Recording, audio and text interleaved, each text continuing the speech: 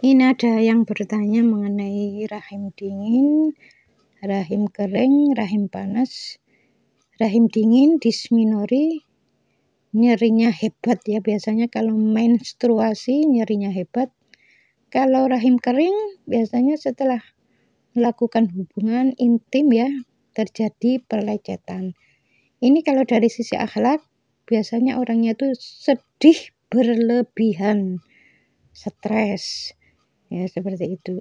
Kalau rahim panas, kalau dari sisi akhlak biasanya orangnya suka ngomel dan marah-marah. Jadi kalau rahimnya panas jangan sampai makan makanan yang panas ya. Jadi kalau panas ketemu panas ya nanti tambah panas ya.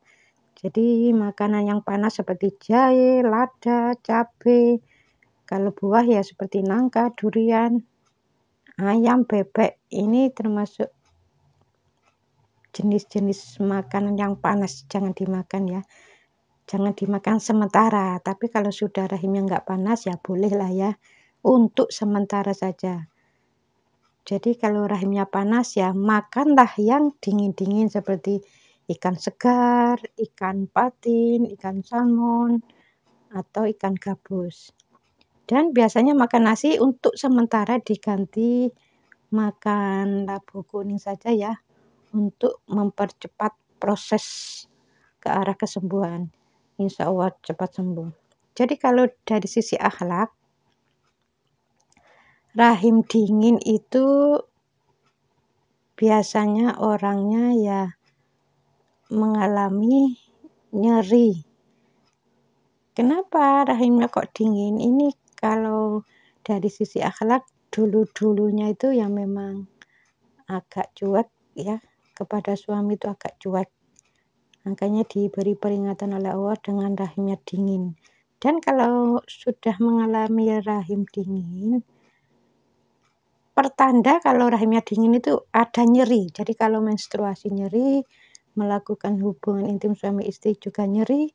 Jadi rahim dingin ini ya awal mulanya memang itu ya. Terus kalau sudah mengalami rahim dingin, dia jangan makan yang dingin-dingin ya. Ya benar apa kata nenek moyang kita dulu, kalau sudah rahimnya dingin ya jangan makan timun ya, nanti becek kan gitu. Karena lembab ya, lembab ketemu lembab.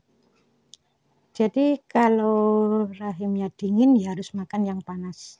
Kalau rahimnya panas, jangan makan panas tapi yang dingin-dinginnya, sebaliknya seperti itu. Kalau rahim kering, biasanya setelah melakukan hubungan intim terjadi pelecetan.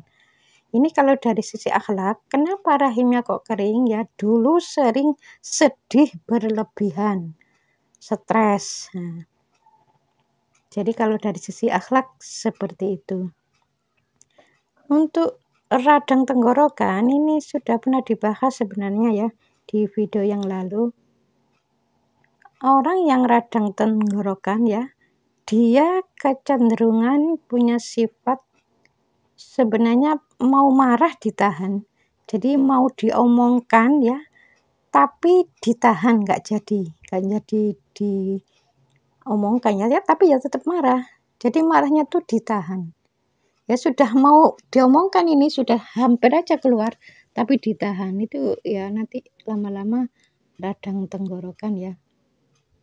Jadi yang seperti ini ya biasanya bukan melakukan satu kali ya, tapi berulang kali. Jadi kalau hanya satu kali, dua kali insya Allah enggak ya. Saya pernah dengar seorang ustadz ya mengatakan seperti ini. Orang yang pertama kali masuk neraka itu qori. Itu di hadis ya. Sebenarnya yang seperti ini masih kurang jelas ya. Jadi kalau ibadah tidak ikhlas karena Allah dan itu dilakukan terus-menerus, maka akan muncul sifat sombong, merasa dirinya hebat, akhirnya menuhankan dirinya. Ini sudah termasuk murtad ya. Yang namanya muslim itu harus berserah diri pada Allah. Jadi kalau ada orang Islam merasa dirinya hebat, merasa dirinya mampu, berarti dia sudah menuhankan dirinya. Karena yang hebat, yang mampu itu hanya Allah. Manusia bisa melakukan ini itu karena atas pertolongan Allah, atas izin Allah. Misalnya ada orang ngomong gini ya, entah di kantor atau di manapun pokoknya ngomong gini, kalau nggak ada saya nggak beres pekerjaan ini. Nah itu sama dengan meniadakan Allah. Kalau nggak ada saya nggak beres. Nah itu seolah-olah kan meskipun nggak ada siapa-siapa, asalkan ada aku beres, itu kan sama dengan sombong ya, sama dengan meniadakan Tuhan. Dan ini termasuk murtad. Jadi orang murtad itu ada murtad bilisan dengan ucapan, ada murtad dengan perbuatan. Jadi kalau sudah murtad harus bersyahadat asyhadu alla ilaha illallah wa asyhadu anna muhammadar rasulullah. Jangan sampai murtad dalam keadaan murtad terus meninggal. Naudzubillah min dzalik. Jadi kalau sudah tahu ilmunya yang seperti itu, kalau pernah ngucap seperti itu, secepatnya bersyahadat, bertobat, mohon ampun, beristighfar, berjanji nggak ngulangi. Ya, semoga video ini ada manfaatnya ya. Assalamualaikum warahmatullahi wabarakatuh.